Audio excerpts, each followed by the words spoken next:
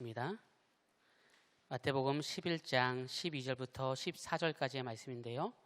우리 길지 않기 때문에 같이 한 목소리로 함께 읽도록 하겠습니다. 11장 12절부터 14절까지입니다. 함께 읽겠습니다. 시작.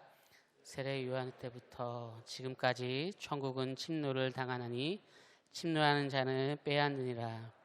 모든 선지자와 율법이 예언한 것은 요한까지니 만일 너희가 즐겨받을진대 오리라 한 엘리야가 곧 이 사람이니라.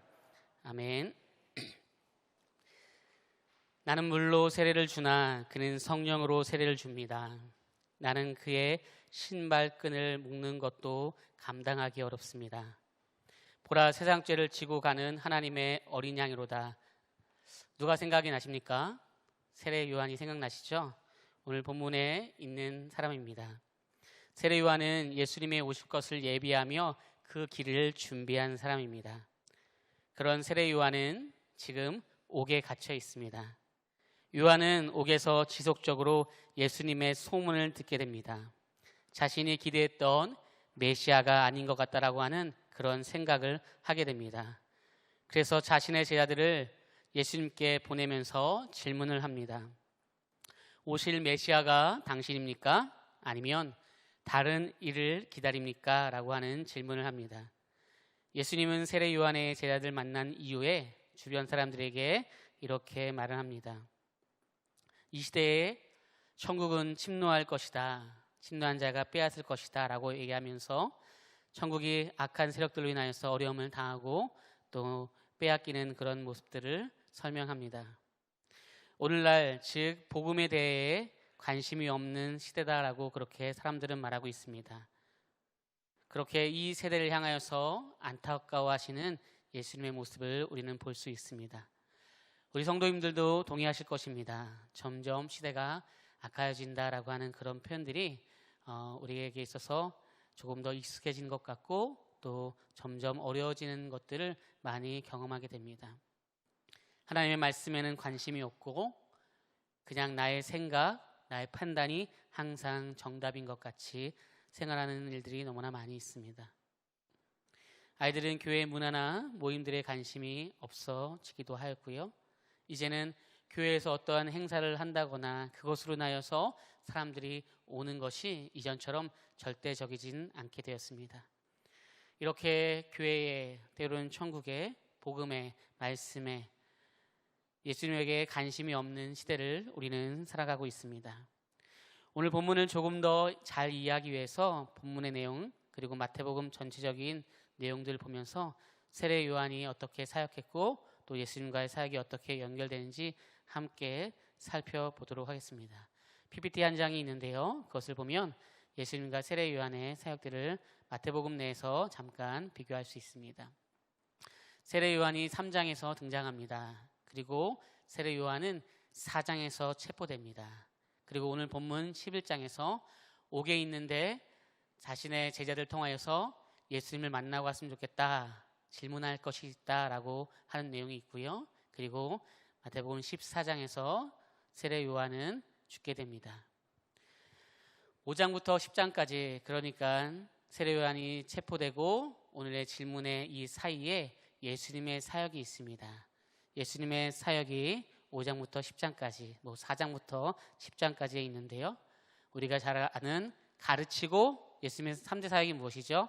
가르치고, 전파하고, 고치고, 이렇게 가르치고, 전파하고, 고치고, 이 사역들이 5장에서 7장까지 가르치는 사역들이 있고요. 그리고 8장부터 9장까지가 고치는 사역들, 이적의 사건들이 있습니다. 그리고 10장에 전파하는 전도의 사역들이 있습니다. 그러니까 오늘의 사역들을 보면 예수님의 사역들이 5장에서 10장까지 있었구나, 그것이 끝난 이후에 세례 요한의 질문이 있구나라고 생각하시면 될 것 같습니다.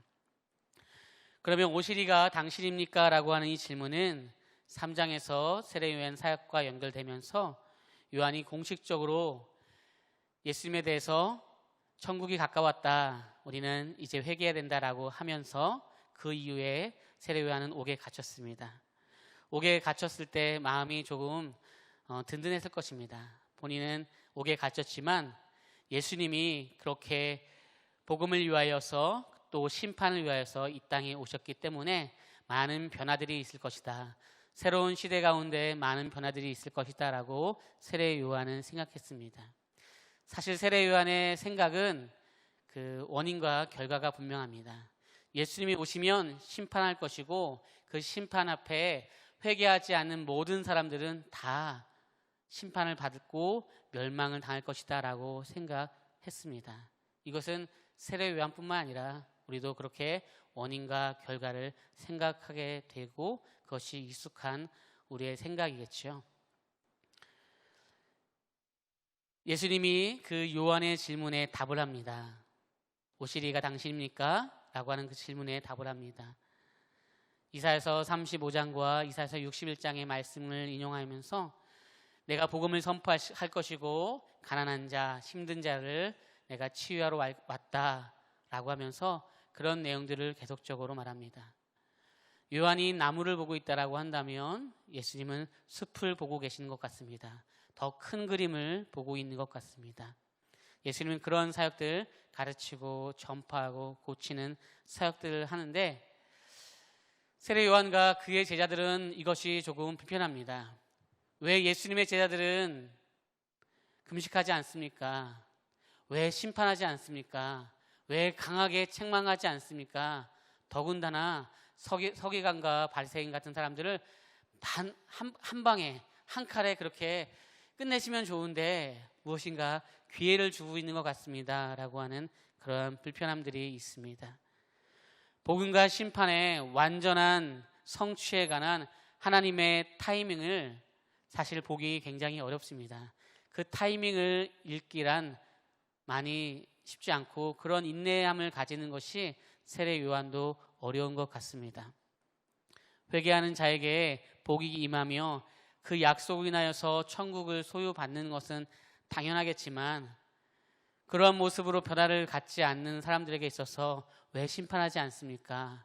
그리고 왜 죄인과 친구를 하십니까? 약한 자들을, 병든 자들을 고치는 것들도 좋지만 왜 그런 모든 사역들의 모든 시간들을 다 허비합니까? 라는 생각을 조금은 가졌던 것 같습니다.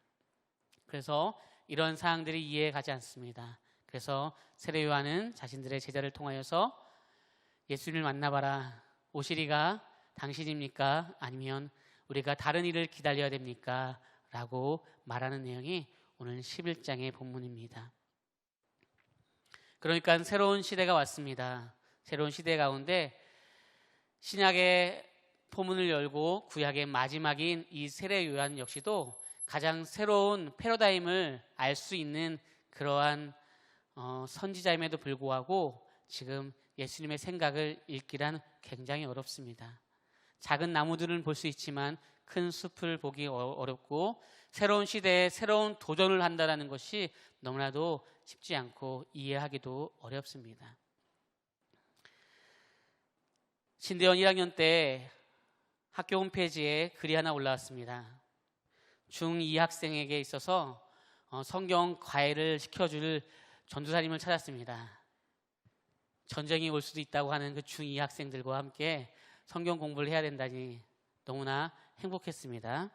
그래서 이런 부모님이 있다라고 한다면 내가 해야 되겠구나라고 해서 손을 번쩍 들고 그 전화번호를 가지고서 바로 전화를 했습니다. 어떻게 다른 과외가 아니라 성경 과외를 자녀들에게 시킬 생각을 하십니까? 너무나 놀랐습니다. 제가 가겠습니다. 여러분들도 많이 시키시죠? 자녀들에게 성경 과외 많이 시키시죠? 야, 너무 국영수로만 살아가는 거 아니다. 너 살아갈 때 국영수로만 살아가는 거 아니다. 하나님의 말씀으로 살아가야 된다. 말씀으로 시작하자. 이렇게 아침마다 밤마다 많이 하셨잖아요. 그렇죠? 그렇게 할렐루야. 네, 대답 나오셨습니다. 그런 모습을 보면서 너무나 가슴이 뛰었습니다. 그래서 제가 가겠습니다 라고 하면서 이제 방학을 맞이하여서 일주일에 2번 정도 가게 되었습니다. 정확하게 기억은 나지 않았는데 시간당 한 3, 4만 원 정도 되는 그런 과외 비용이 있었습니다. 한 달을 하기로 원했었는데 제가 설득해서 어머님 2달을 했으면 좋겠습니다 라고 얘기하면서 2달을 해야 좀 바뀌지 않겠습니까? 그러나 2달을 하겠지만 비용은 받지 않겠습니다. 더 좋은 은혜 가운데 함께하는 시간들이 되었으면 좋겠습니다 라고 하면서 서초동까지 이제 학교에서 방학을 맞이해서 저는 이제 집이 그 강북 쪽에 있었었는데 서초동까지 가게 되었습니다. 전도사님인 걸 알게 되면 우리 아이가 조금 마음이 가까워지지 않을 것 같습니다. 편하지 않을 것 같습니다. 그래서 자기 친구의 아들, 큰 아들이라고 얘기했으면 좋겠습니다 라고 했습니다.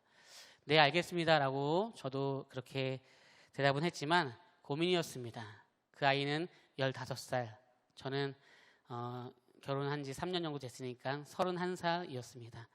그 친구가 저에게 형이라고 부를 수 있을지, 형 이렇게 부르는데 제가 형님도 아니고 형이라고 하는 걸 제가 참을 수 있을지, 그리고 반말을 하게 되면 참을 수 있을지 고민이 있었습니다.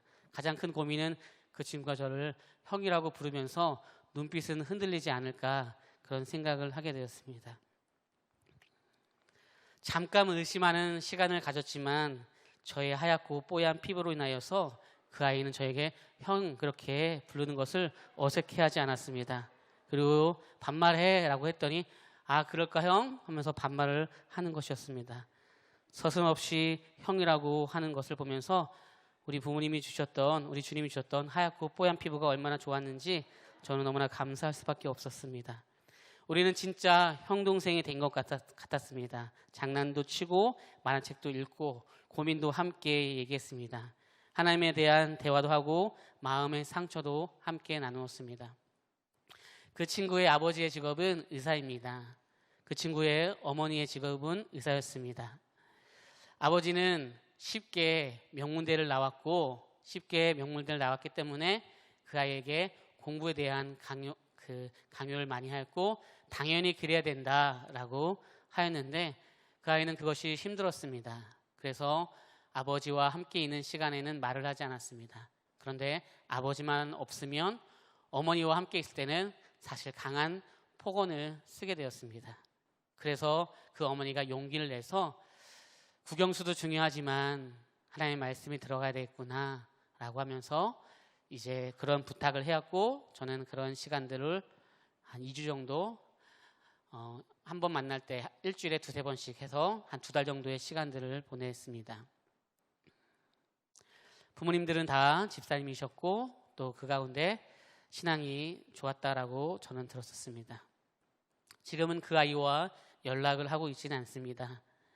믿음의 모습으로 살아가길 항상 바라며 이름 3글자는 기억하고 있기 때문에 언젠가 한번 만나면 아 그때 기억나니 라고 했으면 좋겠다라는 생각을 가끔씩 하곤 합니다. 그 아이와의 만남을 가질 때 그 아이가 저에게 반말을 한다거나 너무 서슴없이 격이 없는 행동을 한다거나 할 때 제가 어땠을까요? 마음이 많이 상했을까요? 저의 오직 관심은 2가지밖에 없었기 때문에 그러지는 않았습니다. 예수를 깊이 만났으면 좋겠다라고 하는 마음과 또 그의 상처가 사그라졌으면 좋겠다라고 하는 생각이었기에 그가 어떠한 행동을 나한테 해도 그것이 기분 상하거나 마음이 어렵지는 않았습니다. 분명한 목적이 있었기 때문이죠. 저만의 큰 그림이 있었고 새로운 시도를 하는 것에 이유가 있었기 때문입니다. 제가 아무리 큰 그림을 그리고 큰 숲을 본다라고 해도 새로운 시도를 한다라고 해도 우리 주님께서 하시는 것에 비하면 너무나 100분의 1, 1000분의 1, 만분의 1도 안 되죠. 우리 세례 요한도 새로운 패러다임을 읽을 수 있는 사람임에도 불구하고 예수님을 바라볼 때 많이 이해가 되지 않았던 것 같습니다. 새로운 시대에 새로운 포문을 열어갈 때도 그것도 익숙하지 않은 것 같습니다. 그래서 그러한 질문을 하게 되었습니다. 오늘 본문을 조금 더 이해하기 위해서 저는 11장 12절의 말씀에 집중하여서 보면서 말씀을 이어가려고 합니다. 우리 11장 12절의 말씀을 같이 한번 읽어보도록 하겠습니다. 함께 읽겠습니다. 시작.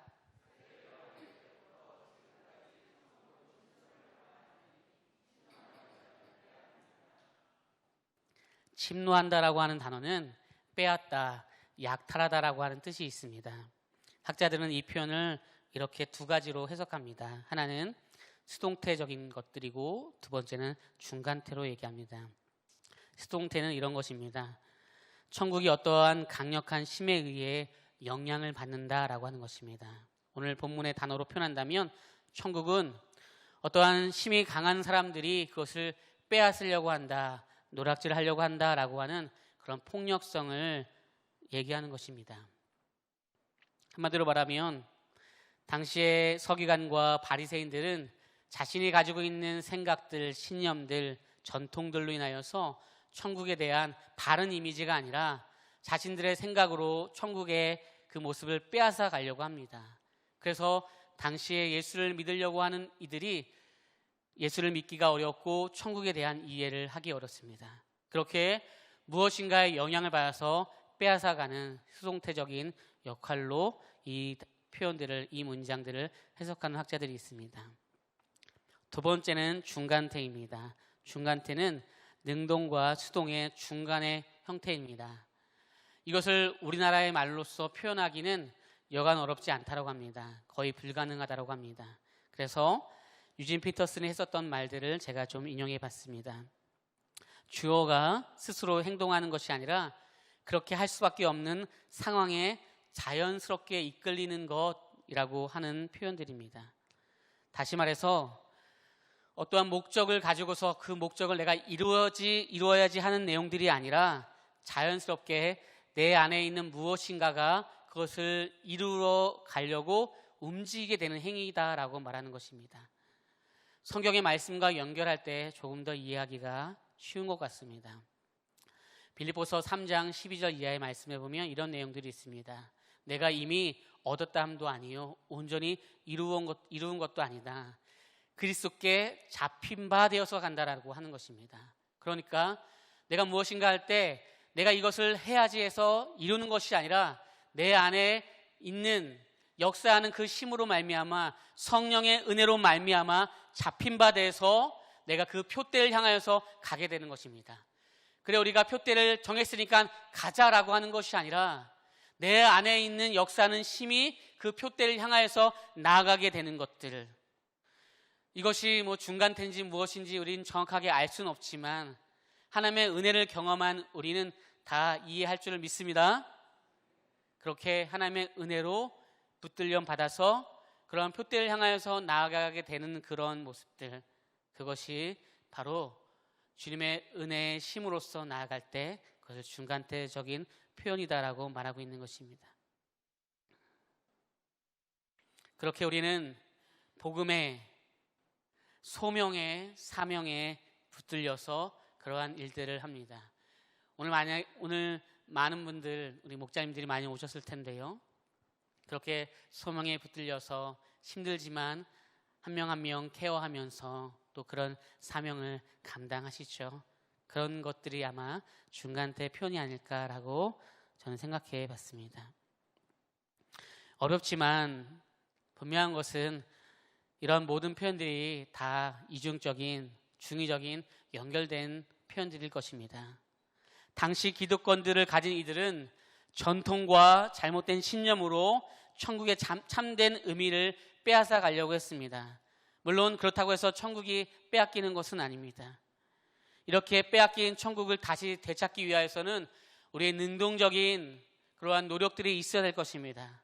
그러나 내가 능동적으로 무엇을 했기 때문에 나의 행위가 조금 더 이전보다 좋았기 때문에 천국을 소유한다거나 천국을 받는 것이 아니라 우리 주님께서 그 역사하는 힘으로 우리를 이끌어 가셔서 그 천국에 우리를 인도하실 것이고 그것을 맛볼 것이고 그러한 복음의 은혜 가운데 있음을 믿습니다.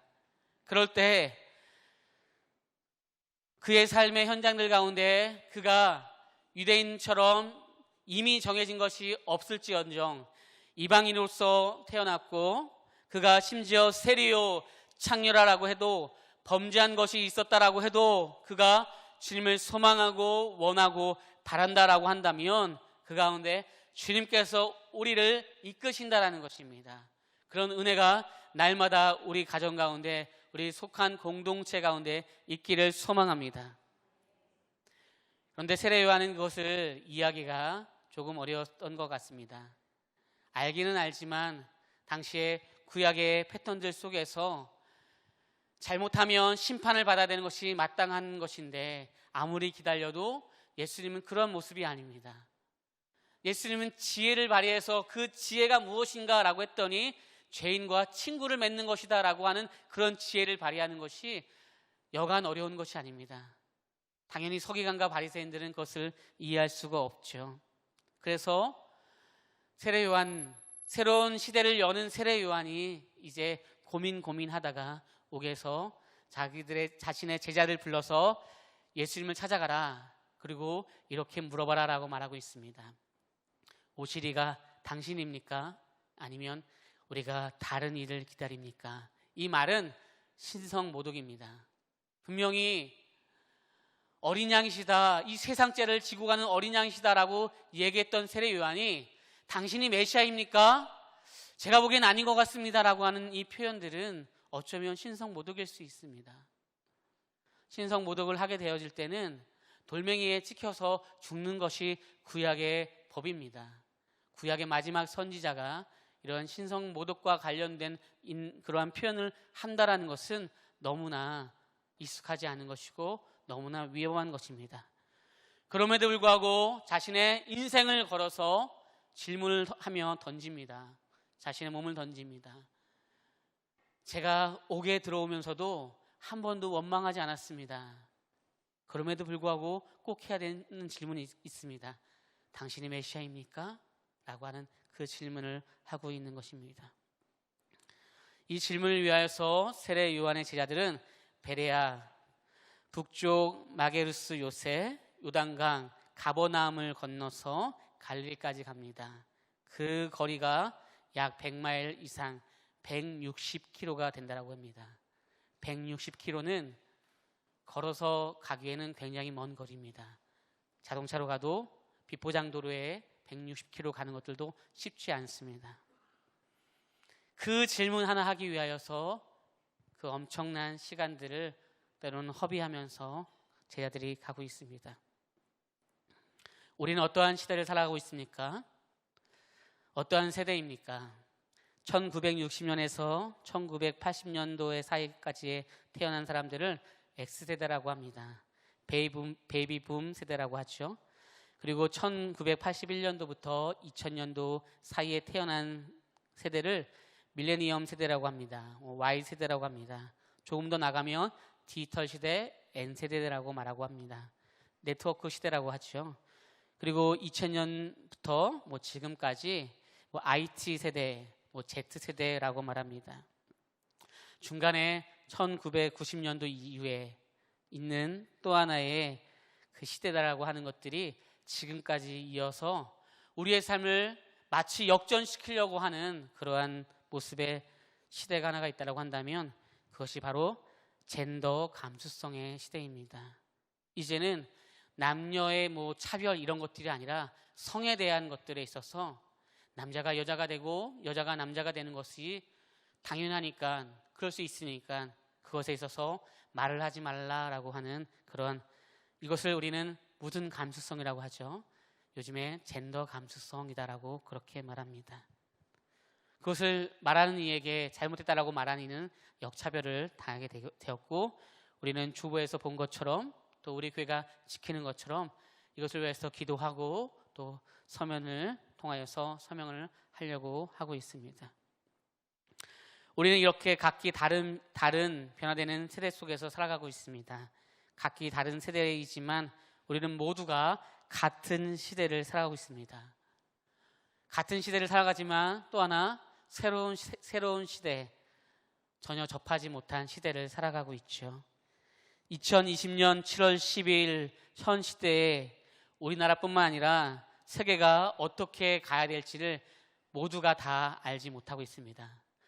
정확하게 판단을 한다라고 해도, 이 시대를 정확하게 판단한다라고 해도 4차 산업이라고 하는 시대 속에서 판단하고 이 질병에 대한 것을 판단한다라고 해도 정확한 답을 내지 못합니다. 정확한 조치를 낼 수 없습니다. 그래서 갈팡질팡하고요, 그렇게 힘든 시간들을 보내고 있습니다. 그럼에도 불구하고 우리는 새로운 시대가 불편하다라고 해서 머물러 있으면 안 되고요. 계속 도전해야 되고, 좌충우돌 한다라고 해도 계속적으로 어떻게 해야 되는지 고민해야 됩니다. 예수님을 향한 목마름이 있었고, 세례요한이 그러한 목마름이 있는 가운데 예수님을 찾아간 것들처럼 우리도 지속적으로 복음에 변화되는 이 시대에 어려운 현실은 있지만 복음은 변하지 않기 때문에 그 복음을 어떻게 잘 전할 수 있을까라고 하는 심도 있는 고민을 해야 될 것입니다. 사람들에게 예수님이 말합니다. 너희가 광야에 왜 나가느냐? 그리고 흔들리는 갈대를 본 이유가 무엇이냐라고 말하고 있습니다. 너희들이 요한을 보면서 요한이 이렇게 흔들리는 갈대 같느냐? 아니다. 모든 도전에 맞서 진리를 선포하는 심지가 굳은 사람이 세례 요한이다. 요한이 부드러운 옷 입기를 즐겨하는 사람인 것 같느냐? 편안한 것을 찾는 것이 그의 삶의 목적인 것 같느냐? 아니다. 그는 천국이 가까이 왔으니 회개하라라고 말했고, 그 복음의 메시지에 따라서 삶을 살려고 노력했던 그 선지자이다. 너희들이 그토록 기다렸던 선지자이다. 자족하는 삶을 살기로 작정한, 그렇게 고민하는 선지자이다라고 말하고 있습니다. 그렇게 주님께서 말씀하고 있습니다. 흔들리는 요한이지만 오직 그 흔들리는 이유는 예수를 더욱더 잘 알기 위한 것이었습니다. 그래서 예수님은 세례 요한을 인치시고 보증하셨습니다. 그 은혜가 너무나 큰 줄을 믿습니다. 새로운 시대 가운데 우리는 어떻게 살아가야 됩니까? 우리에게 열정이 있었으면 좋겠고요. 그 열정 가운데 아직 우리가 걸어가지 못했던, 알지 못했던 이 시대 가운데 더욱더 주님 앞에 가는 그 목마름으로 도전하면서 나아갔으면 좋겠습니다. 조금 더 큰 그림, 큰 것들을 보면서 나아갔으면 좋겠습니다. 오늘 우리가 방황할 수밖에 없는 광야의 길을 가더라도, 바람에 흔들릴 수밖에 없는 삶을 살더라도, 그것이 우리의 모습일지라도 예수라고 하는 표들을 향하여서 나아갈 때 우리 주님이 오늘 세례 요한을 책망하지 않은 것들처럼, 모든 사람들에게 인정하신 것처럼 오늘 우리를 향하여서 이 땅의 모든 사람들에게 인정하는 은혜가 있을 줄을 믿습니다. 그런 의미에서 이어서 진행될 우리 줌 화상 강의에 많이 모두가 참여하셔서 알던 모르던 함께 느끼고 경험하면서 새로운 시대를 함께 준비하는 시간이 되길 소망합니다. 아, 이래서 이런 얘기를 하려구나, 그런 얘기가 아니고요. 다 연결된다라고 하는 좋은 마음을 가졌으면 좋겠습니다. 말씀을 마치겠습니다. 오늘 본문의 12절에 침노한다라고 하는 단어가 있는데요. 이 침노한다라고 하는 이 단어는 시브리어는 파리츠라고 하고요. 헬라어로는 비아조라고 합니다. 이것은 구약의 성읍이 무너졌을 때 무너져야 된다, 회파돼야 된다라고 하는 그런 침략적인 단어입니다. 이 단어를 주님께서 너무나 불편할 정도로 천국과 관련해서 사용하고 있습니다. 세상에 많은 사람들이 자신들의 생각으로 복음을 회파하려고 합니다. 천국을 노략질하려고 합니다. 그들이 생각하는 그 관념과 신념으로 바르지 않지만 자신들의 생각으로 교회를 또 생각하고 예수님에 대해서 얘기하려고 합니다. 많은 그 가운데 단어를 섞어서 비아냥거리는 표현들로 우리 기독교를 얘기하기도 합니다. 복음을 가리기도 하고 예수를 부인하기도 하죠. 오늘 본문은 요한의 제자들이 예수님의 정체성을 알기 위해서 시작됐다라고 하는 것을 꼭 기억했으면 좋겠습니다. 말싸움하려고 하는 것이 아니라 예수님이 어떤 분인지에 대한 분명한 정체성을 이해하기 위해서, 알기 위해서 시작된 그러한 내용들인 것입니다.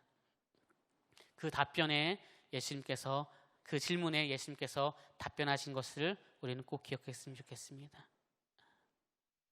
비약하여서 해석한다면 우리가 가지고 있는 신념과 내가 가지고 있는 모든 높은 벽과 성공과 건강과 물질과 그 모든 것이 내가 예수 그리스도를 더욱더 아는 것에 도움이 되지 않는다라고 한다면 오히려 방해가 된다라고 한다면 그 모든 것은 때로는 해로 여길 뿐 아니라 무너져야 되고 회파돼야 되고 멸해될 줄을 믿습니다. 그렇게 될 때 세례요한의 고백처럼 예수님을 분명히 인식하고 나아갈 때 주님께서 우리를 향해서 인치시고 보증하는 역사가 일어날 것입니다. 한번 사는 인생, 예수 그리스도의 이름 앞에 우리가 살아가기로 다짐했기에 그 어떤 거에도 흔들리지 않고 그 이름 앞에 나아가는 그런 모습들 가운데 처음 가는 길이요 불편하고 어색할지 모르겠지만 그럼에도 불구하고 어떻게 해야 됩니까? 라고 하는 끝없는 질문을 통하여서 하나님의 큰 그림을 이해하고 도전하며 나아갈 때 하나님의 열심이 우리를 붙들어서 온전한 천국으로 인도하며 천국을 느끼며 경험하며 그렇게 예수님과 함께하는 기쁨 가운데 언젠간 갈 그날 그 천국을 바라보며 또 임한 그 천국을 누리며 살아가는 저와 열방의 모든 성도님들이 되시길 예수님의 이름으로 소망합니다. 사랑해 주님 감사합니다.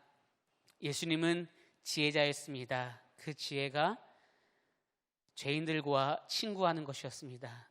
하나님 그렇다라고 한다면 복음을 위하여서 내가 어떠한 지혜를 가져야 되는지 날마다 고민하게 하시고 힘들고 어려운 삶의 현장들을 우리가 더욱더 살아가겠지만 포기하지 않고 과거에 묶여서 끝나는 것이 아니라 새로운 패러다임 속에서 어떻게 하면 변하지 않는 복음이 아름답게 주님의 은혜 가운데 나아갈 수 있을지 그 그릇을 변화시키고 나아가며 고민하는 우리의 삶이 되게 주님 도와주옵소서. 그래서 날마다 주님과 함께하는 기쁨과 즐거움을 느끼며 나아가는 열방의 모든 성도님들이 되게 주님께서 허락하여 주옵소서. 거룩하신 예수님의 이름으로 기도 올리옵나이다. 아멘. 교회 소식 전하도록 하겠습니다. 계속적으로 예배를 위해서 기도해 주셨으면 좋겠고요.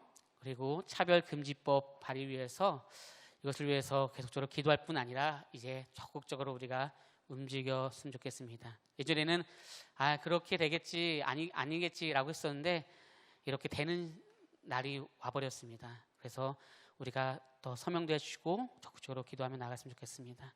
줌 온라인 강의가 바로 이어서 5분 정도만 쉬고 바로 이어서 할 것이오니 우리 모두가 참여하는 시간이 되었으면 좋겠습니다.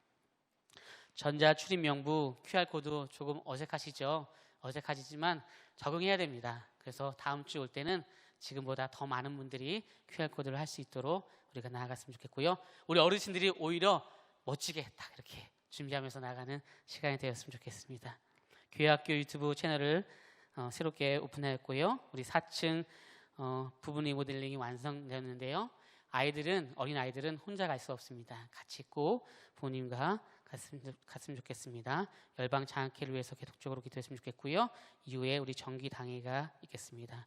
우리 찬송가 487장 찬송 드리겠습니다.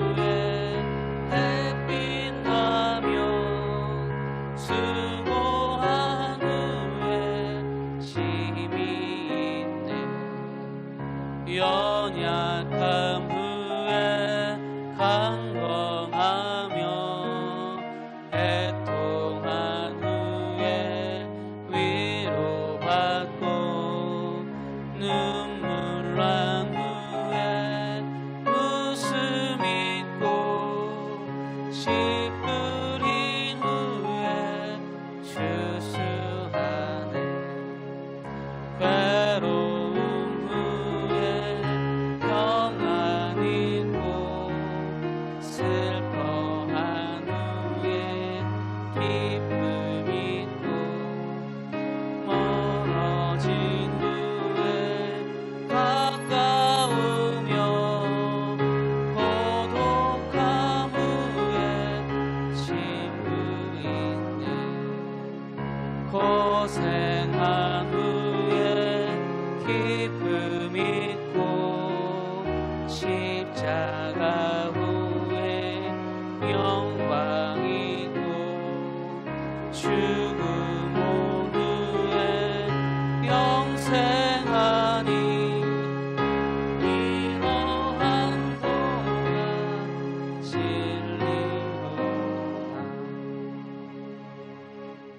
이제는 예수 그리스도의 은혜와 하나님 아버지의 극진하신 사랑하심과 성령님의 감화 감동하심과 새롭게 하심이 이 시간 새로운 것에 있어서 포기하지 않고 도전하며 나가기를 소망하는 열방의 귀한 권속들을 위해 이것을 위하여서 더욱더 기도하며 또 항상 나갈 우리 모두와 또 세계 각국의 우리 선교사님들을 위해 그리고 앞으로 펼쳐질 우리의 모든 사역과 또 반드시 사그라들 우리 코로나 위에 이제부터 영원까지 함께 있을지어다.